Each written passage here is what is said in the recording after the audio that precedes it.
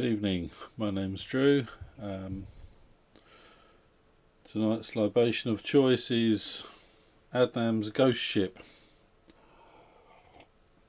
So we've got a video that I'm going to narrate, which is the amazing manufacturing process of tractor holding pin, wonderful production of tractor holding pin. I love these videos, but I'm aware that sometimes they, with no narration, you know, if you're not an engineer or of an engineering bent, it's difficult to see what's going on. So I thought I'd narrate some of these and see if it helps anyone. Let's get started. I'd like to watch these cold, so I've not watched this before. That is a honking great big press. Let's have a go.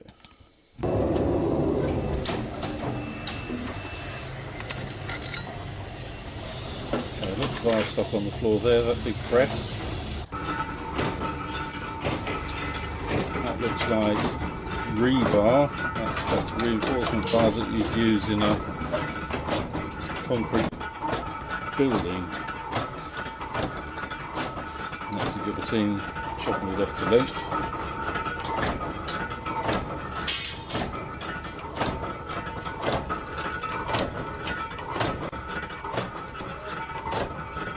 I wouldn't be putting my hand in there.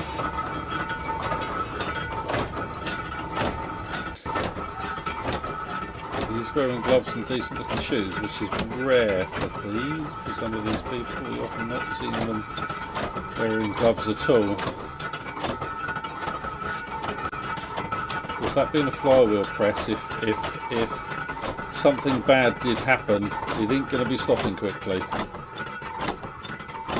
You can see it's coming up to a stop and just chopping it off the length. That chap is clearing the work. Okay, we've got a furnace. Okay, so we're just putting these lengths of prepared stock. This is a happy chap. Putting the lengths of prepared stock. That's the furnace, so it just heats the end of them. No point heating the whole thing. Be a waste of gas.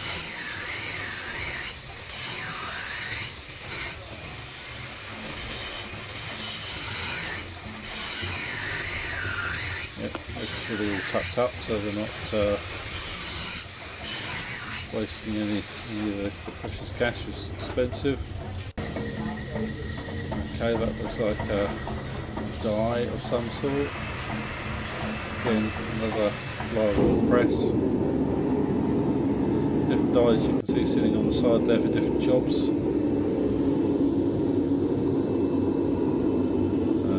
Okay, that's the furnace blower at the side.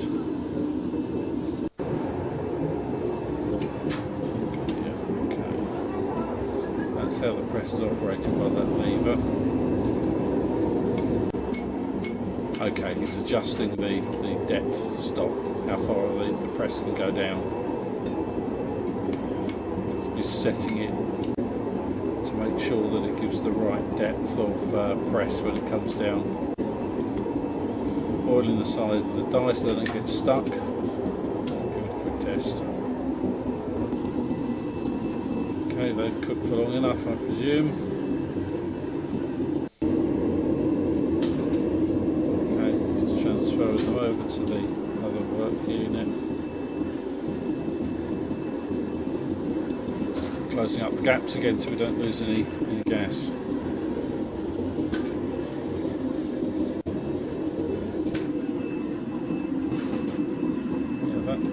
Tongs is going to get hot, which is why he's got that bucket of water down beside him to cool the tips off so they don't transfer and end up heating him.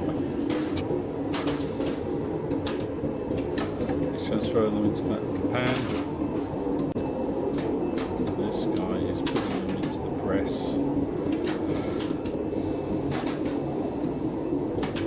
Okay, what's the press doing? It looks like it's just putting a head on the end. Two halves of the die come up and out, which allows him to put a new one in. Button, down they go, squeegees the press. Of course, if you try to do that hot, it just wouldn't go. That's why they have it in the furnace first. Otherwise, it just wouldn't work.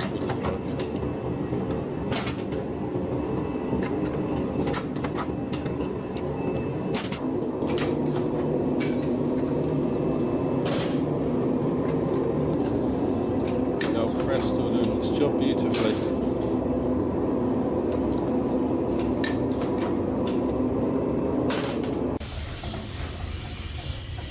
See them with the head put on. They'll be set aside to cool down. You see the changing colour on one end where they're heated. When they were worked in that press, the rust scale came off. That's why they're nice and shiny on one end, or at least not quite as rusty on that end.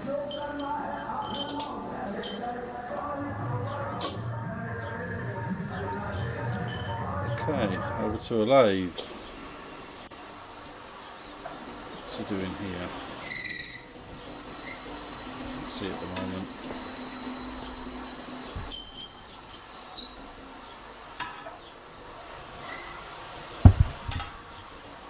Okay, so he's using that rope sticking out of the thing as a brake. And that T-bar's chuck key, that opens and closes the jaws of the machine. So we can take that one out. Okay, he's just putting it to size and then putting a slight chamfer on it.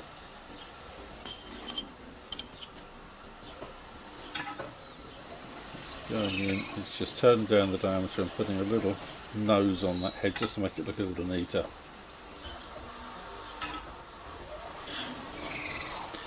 He's done that a few times.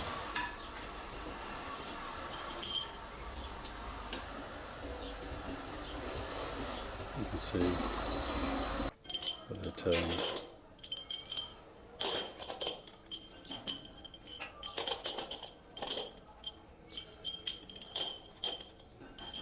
In a Western factory, this would all be palletised and containerised to stop this manual handling from one workstation to the next, just to speed things up. Okay, so he's just jamming that in between the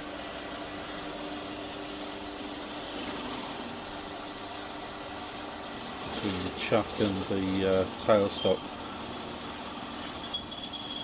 Okay, that pointy thing that's going into the back of the metal is called a live centre. It just rotates and it puts pressure on the bar up against the lathe to hold it in position. So he's just trying to centre it up manually and then turning the diameter down. Yeah, that's fast turning. It's not going to give you a very good finish, but it will get it to size. For a pin like this, it's not important.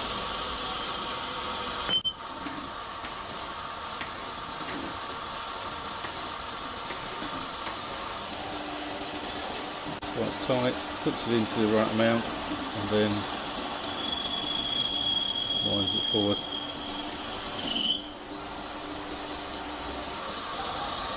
Just taking the diameter down. You can see that's not exactly a beautiful finish. Okay, put a drill. Jig to hold them, I presume. Just bolt that jig down.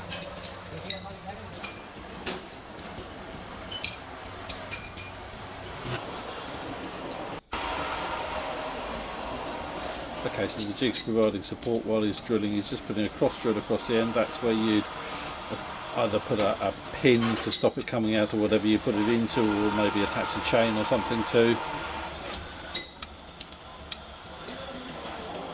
The liquid is to cool it down, otherwise the drill would need sharpening every half a dozen. So you just keep it wet and keep the drill cool and helps it last longer.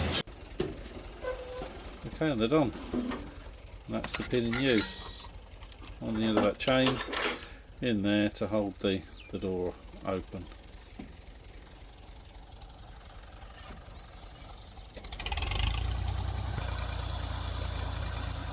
It's my hydraulic dump truck. Okay, that'll do.